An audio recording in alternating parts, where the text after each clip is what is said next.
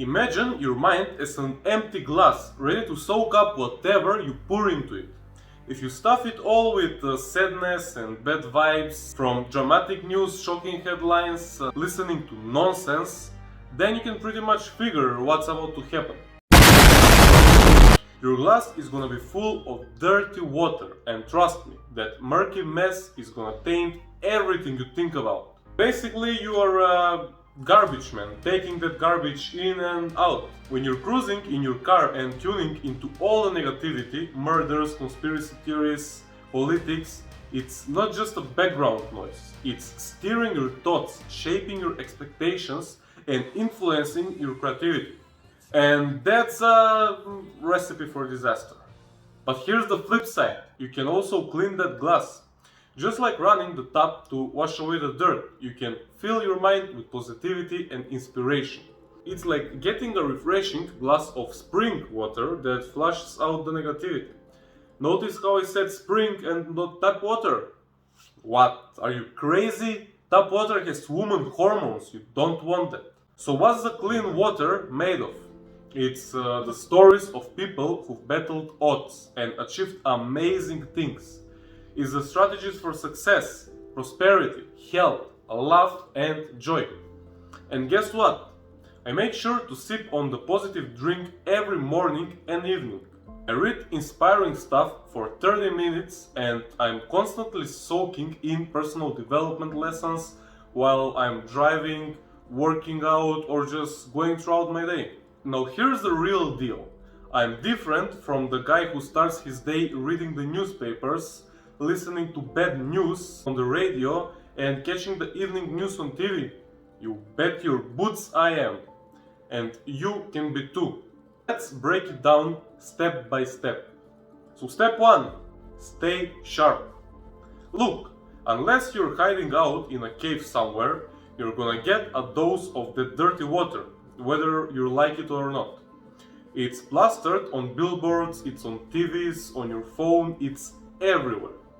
Even your friends, your family and those negative voices in your head can add to the mess. But here's the deal, you can fight back. You may not dodge every negative post on social media, but sure as heck you can limit your time online. Say no to the radio blaring bad news during your commute. Even music, bro. You listen to those new degenerate songs that go in your head and you go around your normal day repeating these crazy lyrics in your head. I guess you understood by now how bad it actually is. Switch to the inspiring audiobook instead. Put down your phone. Connect with the people you love. Choose education shows over those manipulative commercials that mess with your head. They don't think good for you, my friend. They just want you to feel like you're not good enough, so you will buy their new Pro Max 2000 5G Plus product and probably feel better until you stumble across some other commercial and the process repeats. Turn that garbage off. Step 2. Feed the positive. Listen, I get it. I enjoy a good laugh from comedy shows from time to time. But honestly, after watching it, I feel like I've chowed down on junk food. Full but unfulfilled. That's the right word to use there. Full but unfulfilled. And those commercials, man, they prey on our insecurities and weaknesses. If we're convinced we're not enough as we are, how can we ever expect to achieve greatness? Here's a shocker. Globally, the average screen time per day is 6 hours and 58 minutes, man. It's almost 7 hours. And Americans spend an average on 3 hours and 43 minutes per day on their phone. Isn't that crazy? Now here's my screen time on 6th of August. 10 hours and 44 minutes. Almost all my waking hours. But before you go crazy, let me explain myself. Let me defend myself a little bit. You see, I've spent 3 hours in the Notes app. Actually, that day I wrote 5 scripts for my YouTube videos, which is pretty good job done. Then we have 2 hours and 40 minutes spent on YouTube listening to some podcasts, something new and valuable to learn. But the most shocking part, Instagram, bruv. Well, what the heck I did on Instagram for 2.5 hours? When I saw this, I was actually disgusted with myself. So I went straight and deleted the app immediately. I recommend you do the same and watch this video for further information on this challenge. Speaking of this, we got the next point, and that's get on a media diet. Let's face it, the media is out to grab you by the collar. Ever been stuck in a traffic jam caused by people rubbernecking at an accident? Yeah, it's kinda like that. Bad things somehow attract us, and the big media companies are aware of that. They are throwing around the sensational stuff like crazy, and our minds can't resist but to swallow it. You may ask yourself, why is that? Well, listen, my friend, I did my research.